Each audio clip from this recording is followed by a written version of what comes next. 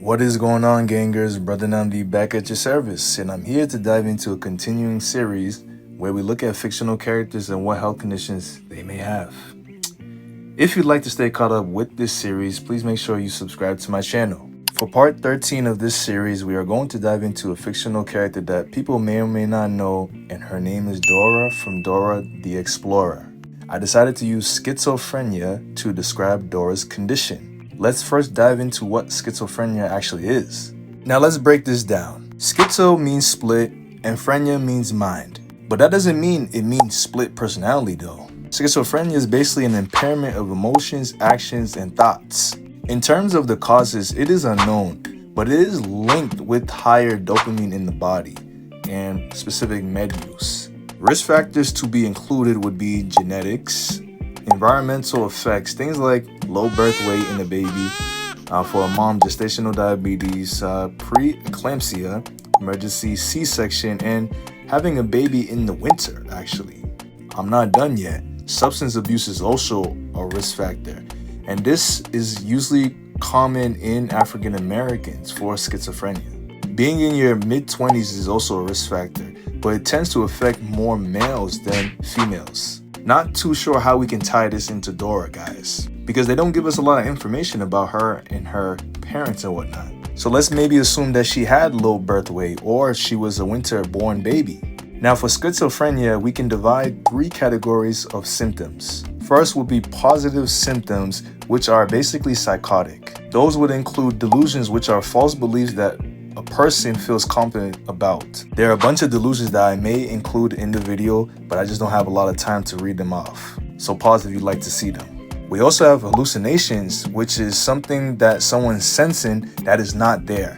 That could be auditory or visual. There is disorganized speech, which is kind of like word salad, cluster of words that don't correlate with each other. Think of cold, dog, slipper, water. Those words don't correlate with each other. And then we have disorganized behavior, which is something like wearing flip-flops in a blizzard. That's really weird. I'm not gonna hold you. On to the next though.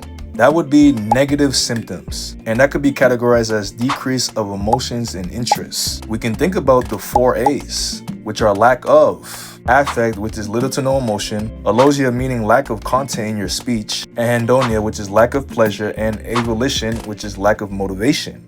And lastly, we have cognitive symptoms. This would include low attention span, poor decision making, poor problem solving abilities. These are usually the earliest symptoms to appear.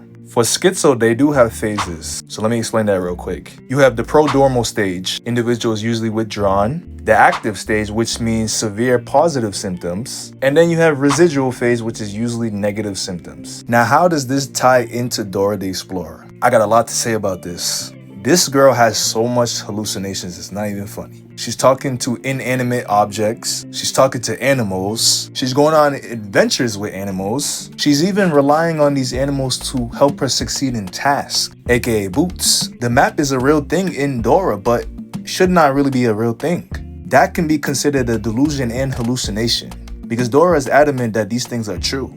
We can also say Dora has inappropriate emotions and behaviors. How many times does Dora ask a question and then waits there for a minute for an answer? What if no one is answering the question? And then you give an answer based on what you assume is going to happen. Dora also refers to herself as Dora the Explorer instead of saying me, I, these type of words. That's a little odd now.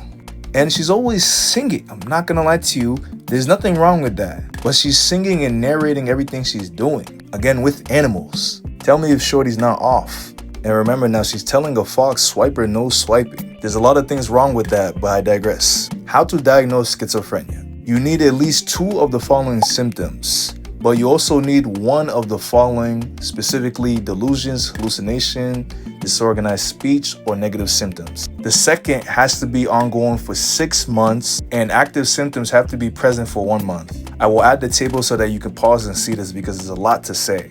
As I said earlier, Dora definitely has delusions, hallucinations, and some inappropriate behaviors. Now, how do we treat schizophrenia? Easier said than done. Antipsychotics are your first line of defense to treat positive symptoms and relapses. You have risperidone, olanzapine, even clozapine. But be careful with clozapine because it may lower your white blood cells, so that may need monitoring for blood testing. Psychotherapy and CBT can be used for second defense. I'm not sure what would have worked for Dora, to be honest. But since she's a young child, meds may work for her in the long run. As always, if you have any of these symptoms, please seek help at the end of the day because you matter. Fictional characters were used to give a different perspective into the situation. If you appreciate this video, please like, comment, and subscribe. If you have not already, please check out the previous 12 parts to this series. If you have a suggestion for part 14, please drop that in the comments. And if nothing else, y'all take it easy.